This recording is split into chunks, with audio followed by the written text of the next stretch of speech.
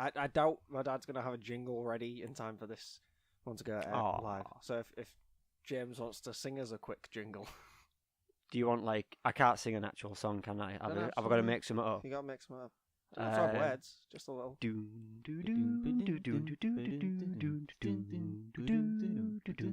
Yeah, I'll take it back. We're editing this out. A flatland. Hello and welcome to Films I Should Have Seen, the podcast in which we watch and discuss movies that are either considered classics, popular, or high regarded. My name is Ross, and with me as always is my co-host Sean. Hello. And James. Hello. And once again, in true Films I Should Have Seen fashion, something went wrong. Again. So what was meant to be episode 1, and then meant to be episode 2, and then meant to be episode 3, is now maybe episode 4. No guarantees. But this time, because we didn't have a lot of time, we ended up watching a film that's quite current. Me and Sean have seen. James hasn't. We felt like he should do. One that's maybe gone under a few people's radars. It's called Hunt for the Wilderpeople, directed by Taika Waititi, who's probably known most recently for Thor Ragnarok. Yeah, Thor Ragnarok. Can we talk about that instead? No, we're not talking about Thor Ragnarok. Okay. But straight away, since me and Sean have seen it, and we are fans of it, I love it. Yeah, I find it really hilarious. I am concerned because there didn't seem to be a lot of noise coming from you, James, during the film. But did you enjoy it? It's alright. It's alright. If I'm being honest, do you want my cup of tea? Well, yeah, fair enough. I mean, I got the relationship that was trying to build between Ricky and Uncle. What was his first name? Hector. Hector, that was it. I got that, but beyond that, no, I didn't find it funny. I didn't find it... You didn't find it funny whatsoever? I mean, I chuckled at some bits, but... I just think all the way through, there's just bits. But if, like... The film doesn't take itself serious, and then all of a sudden it'll just switch to those little moments where Bella dies. Yeah. The dog. Yeah, when he has has spoilers there, I should have probably thrown spoiler alert in. It's just maybe. But before but we all go... the way through it, it's just comedy, and I thought it would have been your sort of comedy. No, If I was somehow to do a bit different this week, I don't know why people would be listening to these if they haven't seen the film, but just for anyone who hasn't, if you could give us a quick breakdown of the plot, Sean.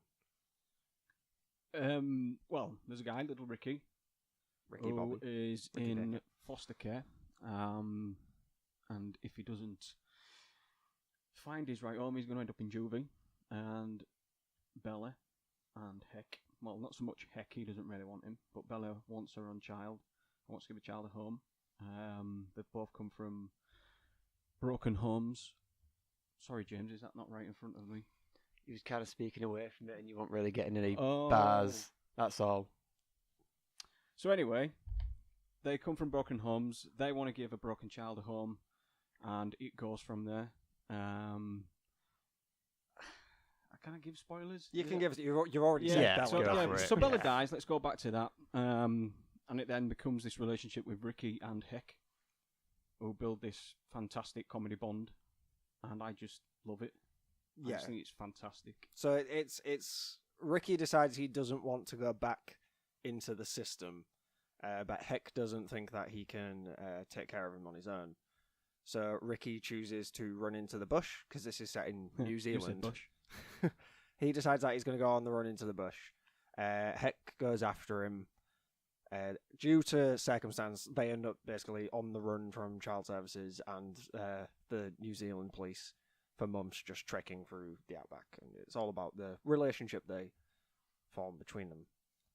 But I do really like this film, and I watched it coming off... it was before Ragnarok came out, and I liked the look of like what Taika Waititi was doing. So I'd heard a lot of people speak about Taika Waititi and say about his film What We Do in the Shadows, which is the film he did before Hunt for the Wilderpeople.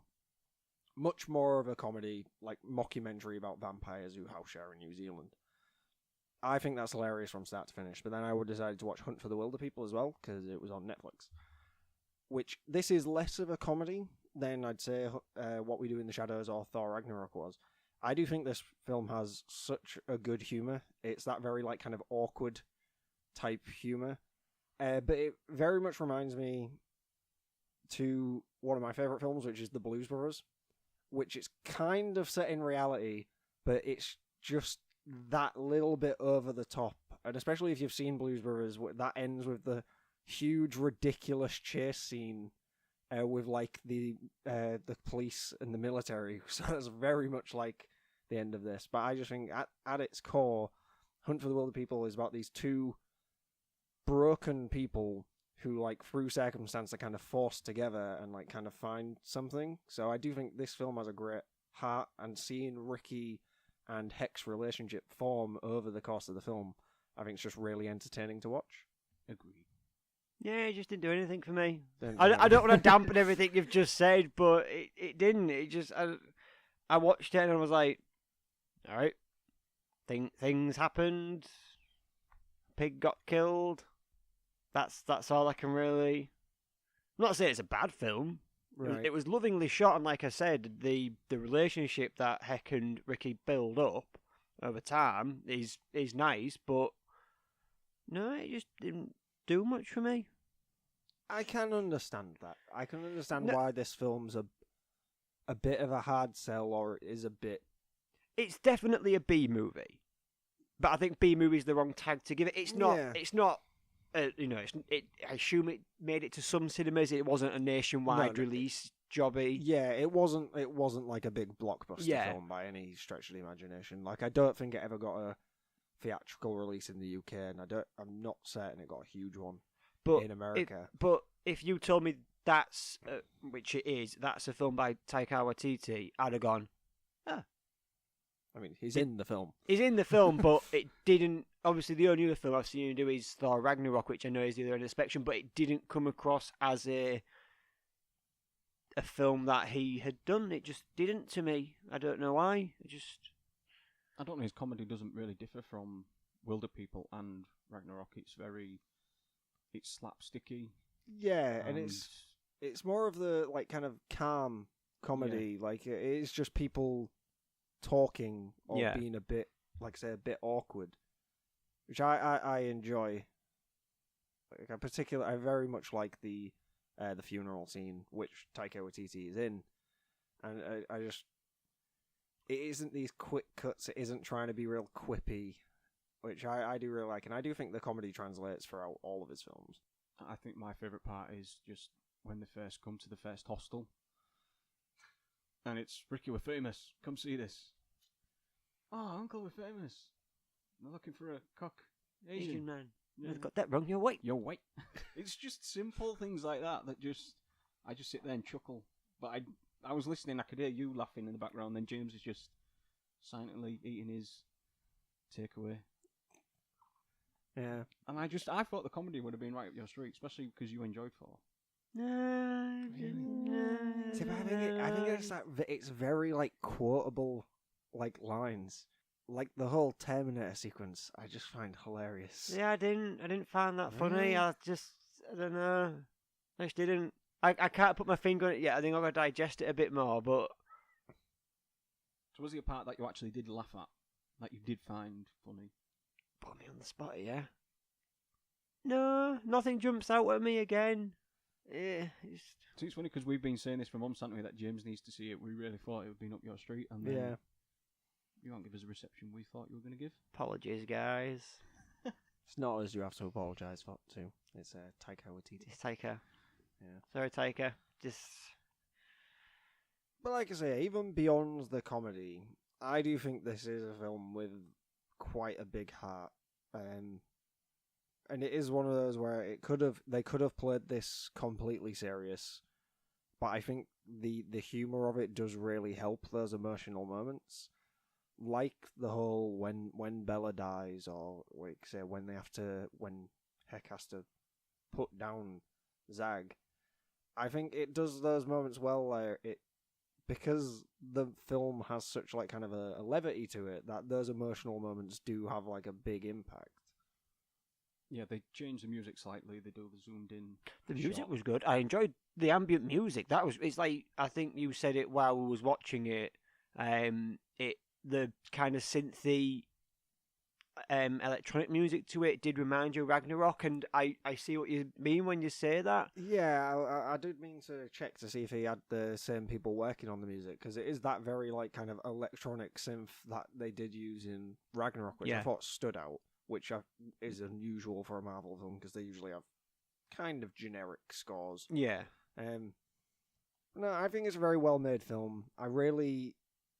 He's someone who's only really like come onto my radar in recent years, but I think Taika Waititi, I have a lot of respect for him as a director. He seems to have a very clear vision, and he is quite a bit of an auteur. Like I think you would be able to pick out his films as his, other than the fact that they've got him in them. Yeah.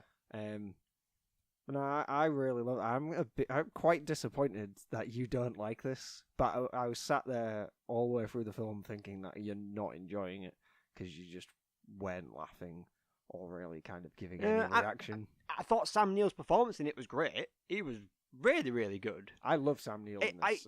To be honest, I can't think of many other films apart from Jurassic Park that Sam Neill's been in. I don't know if it's because does he do a lot of work, really? The only recent thing I've seen him in recently is Peaky Blinders.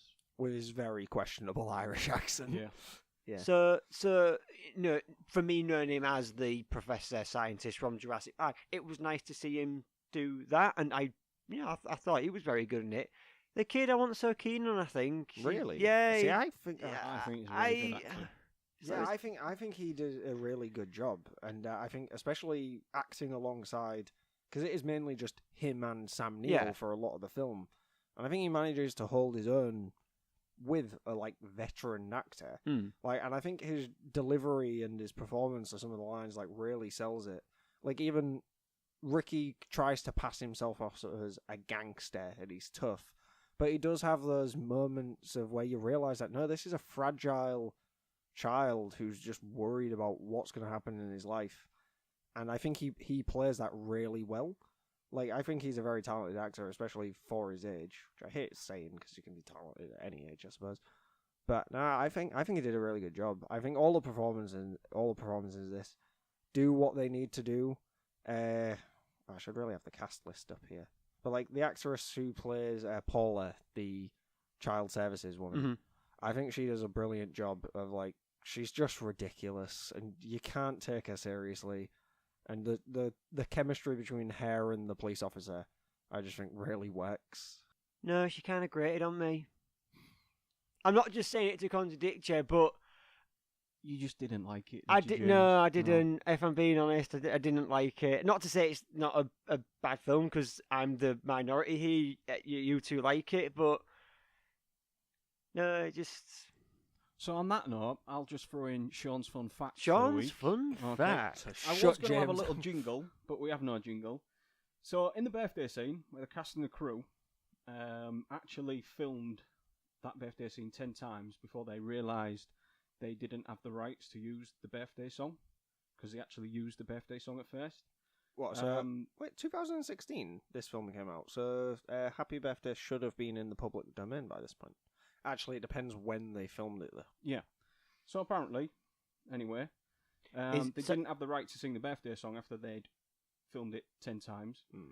So the song Ricky Baker, It's Your Birthday, was filmed there and then on the spot with one take, and they just made it up, improvised it there and then. Is it bad that I couldn't remember the birthday scene for a good 10 seconds when you first said it? But it was earlier in the film. Yeah, and it's come to me now, but. That's really cool. That's like really the Ricky Baker. So again, that just goes Ricky to the little Baker. kid because he was just joining in. Yeah, Julian Dennison is the actor name who plays Ricky. There is a shot in this film that I want to point out because I think it's so well done. Because I'm absolutely certain it's one take. Because do you know when it's nearing the end of the film, it's turned to winter, and there's that shot where the camera's just sort of turning, yeah, and you're seeing people. It's kind of like a time lapse. Yeah, them but two the first move time on, you then see him, it's Heck and Ricky. But Ricky, you can't see his face. This is what makes me believe that is one shot and just incredibly well choreographed. because then as the camera turns, you see them both walking, but you see Ricky's face, but Heck's covered, which makes me think it's just they're getting body doubles and stand-ins, but they go all the way around, and it requires people to reposition at least like 2 or 3 times. And I just think it's such a well-done shot, especially if it is done in that one take, which I wouldn't put it past them, because it doesn't look like there is any cuts in that shot. But I thought it's a very well-done film, and I think he has a very good style, like, to make films look quite stylish. Like, this does a wondrous job of showing New Zealand in a different way than what we usually see. Like in Lord of the Rings? Yeah, because like I say, in Lord of the Rings, probably the most famous film to be filmed in New Zealand, but we get such a different landscape in this that I think the film itself is beautiful, just on like a cinematography standpoint. And also they make Sam Neill illiterate in the movie. He's actually got a BA in English literature, did you know? I did not know that. Now you know. Got a pretty awesome beard in the movie as well. I enjoyed that beard. That was Ironic. Don't you think? Wait, we can't do that. That's the song. I'm just really disappointed you didn't like it. I really thought you would. I feel like I'm getting fucking witch hunted here I just now. thought you'd really enjoy the... Cause it is sort of dry humour. And You know who would love it? Adam. Adam would love it. Yeah. He's got a very dry sense of humour, so I don't know if he has seen it, but yeah, he would love it. I mean, I don't know what worth mentioning one of our friends who doesn't appear on this podcast is for other viewers. Well, I've said it now, so what are you going to do? I mean, I could edit it out. Yeah, I'm sorry, people, that I didn't like the film. It just didn't resonate with me. Didn't hit my buttons, didn't pique my interest, didn't go with the flow of my ocean. I don't know what I've just said. I don't know what else there's. I mean, I'm kind of not glad, but I do find it interesting that you don't like it, because I think if this was a case that each week we come in and we're all like, oh yeah, the film was brilliant, and we all agree, it would be boring. We're going to have films that people don't enjoy. Mm-hmm. And it is one of those things that it is just matter of opinion at the end of the day. I thought this would be an interesting one to do, since the previous 2 we've done are older films. Yes. This is quite a newer one that isn't very well known, but is quite highly regarded. The fact that you don't seem to have much of an opinion on it. When normally we can't shut him up. Yeah, well, Yeah. not that, it's just there's less of a discussion to be had, but without it just diverging into me and Sean going on about how great we think the film is. The guy as well, Psycho Sam, Yes. Bushman. What's he out of? He's in quite a lot. He is quite well known for, he plays a part in Flight of the Conchords. If you've seen What We Do in the Shadows, he is the alpha in the pack of werewolves. Werewolves, not swearwolves. James is just giving like this kind of puppy dog look, like we've just come home and he's like torn up the sofa and he doesn't want to get in trouble. There's going to be a lot of Dead Space. editing out here, isn't there? Yeah, I'm going to have to cut out a lot of Dead Space. So yeah, to sum up, it just wasn't for me. I just didn't click. Sort of 10 door balls, what would you give it? 2. 2 door 2? balls? 2. It just didn't do anything for me. Out Again, of 10? that's not to say it's Well, not a good film. It just I can't. I don't not think it's a good film, but I would rank it 2 out of 10. 2 Well- door balls, and I will take the pepperoni out. You're entitled to your own opinion, James, but you're now no longer a part of this podcast. It's been fun, guys. Well, I don't think there's much more to say on that one. It was a shorter film, and this will have to be a shorter episode of the podcast. Hopefully, episode 4, we will finally get round to the film that we planned. I don't know why I'm being so vague about it and why I've kept it so secret. Like it's some big kind of reveal. So should we tease what we're going to watch next? I don't know, because at this rate we could say, Yeah. well, coming up is Godfather. It's Godfather, I'm just It- going to say it. Godfather Part 1. Godfather Part 1. Don't expect it anytime soon, Yeah. but hopefully it will be. But anyway, so that was our discussion of Hunt for the Wilderpeople, which me and Sean really like. James doesn't like, which, to be fair, it is a bit of a weird film, but I really enjoy it. Until next time, see you later. Bye. I think I'm about to get attacked by these two, so please tell my family I love them.